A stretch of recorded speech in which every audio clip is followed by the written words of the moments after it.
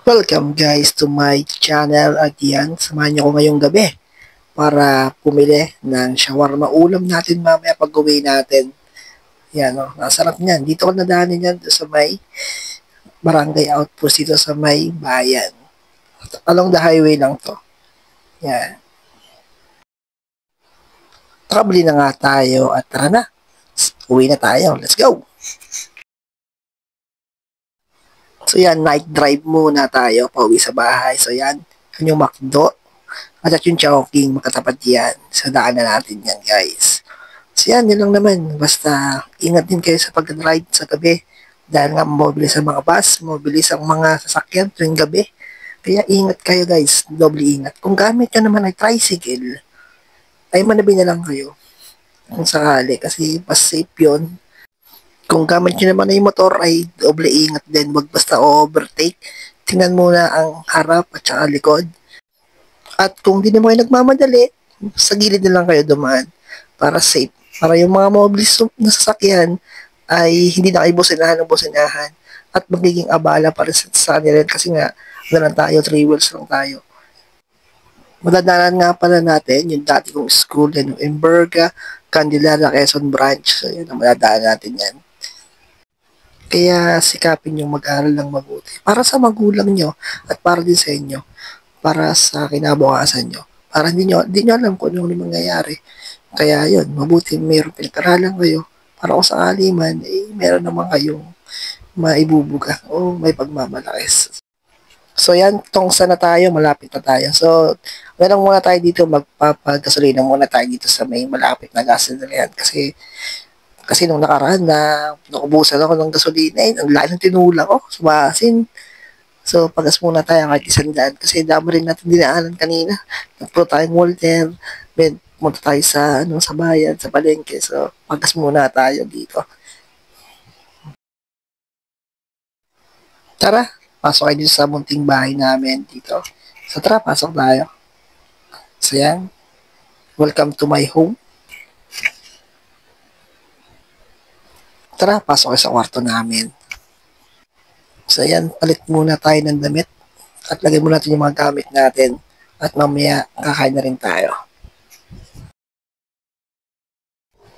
So, yan, nakapag-bihis na rin tayo. So, kain na rin tayo. Tara, samahan niyo ako kumain, guys.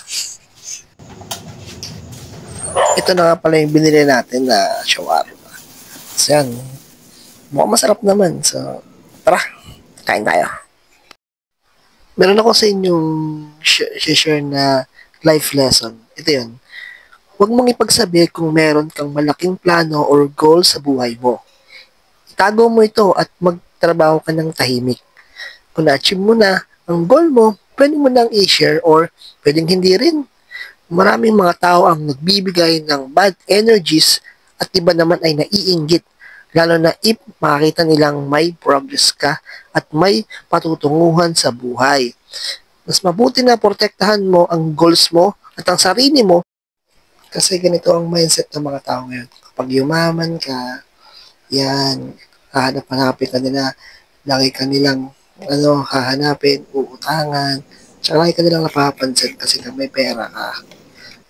Pag wala ka namang pera, hindi ka nila papansinin, hindi ka nila kakamustahin. So, yun, may masabi pa sa'yo, di ba? Pag may pera ka, yan, nandyan sila. Pero pag wala ka na, yan, wala sila, hindi naman sila makakilap. So, ganun lang naman ang buhay eh. Ang mas magandang gawin ay low profile ka na lang. Kung may mga bagay ka na-achieve sa buhay mo, ay itago mo na lang kung may tatago mo. Kung malaman nila, hindi malaman nila. At least hindi galing sa'yo at hindi mo pinagmamalaki sa kanila. Yun, so ganun lang naman. Basta wala ka mang inaapakan na tao, okay na yan. Tapos na rin ako kumain at yan, maghugas na ako ng pinggan. Kayo rin guys, kung kayo lang naman ng kain at solo lang naman kayo na kumain at wala naman kasabay, kayo na dito maghugas ng pinggan. Ilang paraso lang naman yun eh. Huwag na natin katamaran kasi malaking turo din yan sa pamilya natin sa loob ng bahay. Kumbaga, pag kinabukasan, magagamit na ulit. Hindi na maghuhugas, di ba?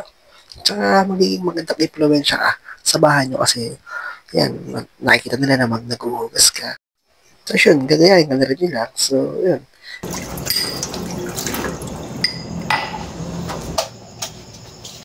So, yan, tapos na rin tayong kumain at magugas ang pinggan. At natutbrush na rin ako dito.